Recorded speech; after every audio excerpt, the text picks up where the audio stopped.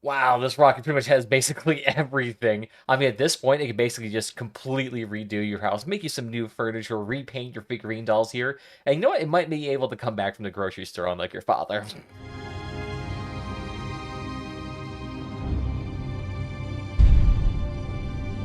Anyway, welcome back, everybody. Today we got ourselves here a nice, lovely dev blog here talking about the brand new season coming to Crossout with the Dawn's Children's theme. We've already gone over part 1 and 2 in previous videos here, but might as well keep you up to date with the brand new section here, detailing a few new interesting parts. So first things first, we got the brand new melee weapon, the Charybdis. I have no idea how to pronounce this lovely bad boy here, but you know what?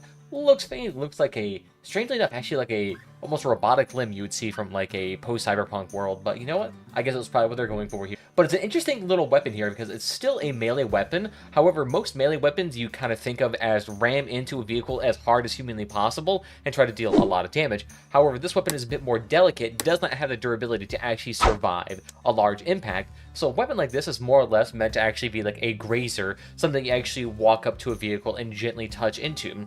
And with that, it actually has a perk that kind of incentivizes this. Now, when you're actually approaching from the rear, the weapon itself will actually release additional blades, increasing its overall surface area, but with that, being able to actually make more damage, more contact points, and deal a considerable amount of damage.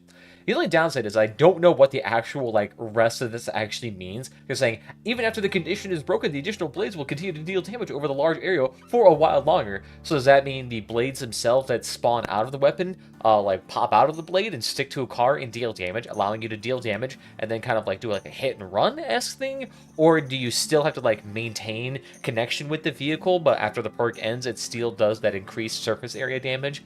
I'm not quite sure what it actually means with this. It's not terribly clear text, to be honest. But essentially, you can still kind of understand it's not meant to be more like a ram and deal as much damage as possible.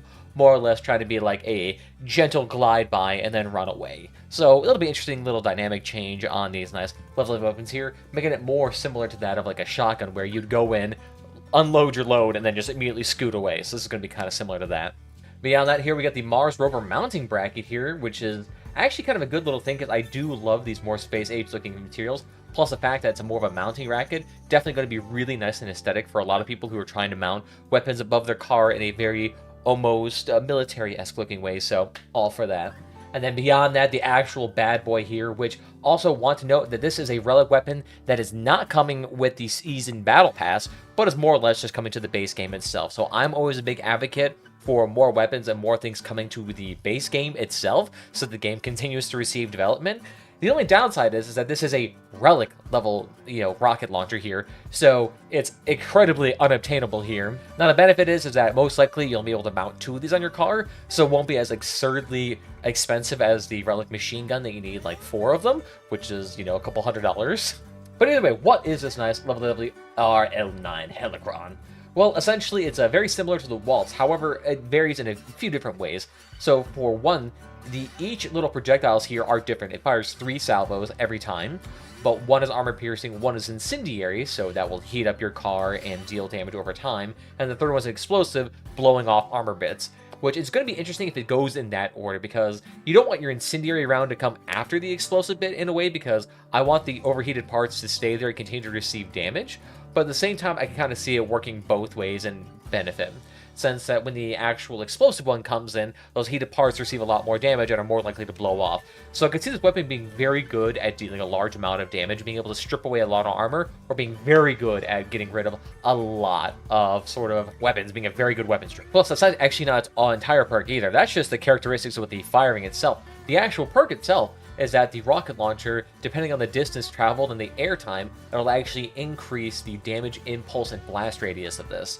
And you only need to have a half second of flight. So that's not an actually very long amount of distance, although I guess that really depends on the speed of these rockets. If these rockets are super slow, very easy to actually achieve, but if they're gargantuanly fast, you might have to be a decently far bit away. I'll consider these are rockets, they're probably going to have absolutely great flight time, and they also fly in a straight line as opposed to the curved circular thing of the Waltz, so it makes it much more likely and much easier to actually hit the target head on. So a really nice and interesting looking weapon here. Downside, Relic, so of course it's going to be probably in the 20 to 40,000 coin territory, so extremely expensive, and the fact that you're probably going to need at least 2 to be effective on a vehicle is going to be kind of rough here. But hey, for the people who actually play really high-end clan wars here, you got a brand new toy. For everyone else, it basically doesn't exist.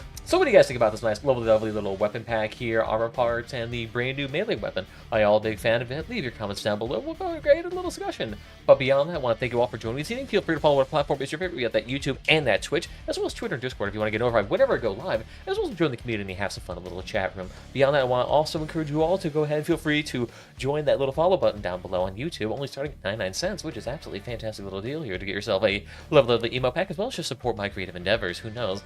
Eventually, my point will actually hire an editor and get this thing done in actually a reasonable amount of time. But either way, I want to thank you all again. I'll see you guys next time. Bye.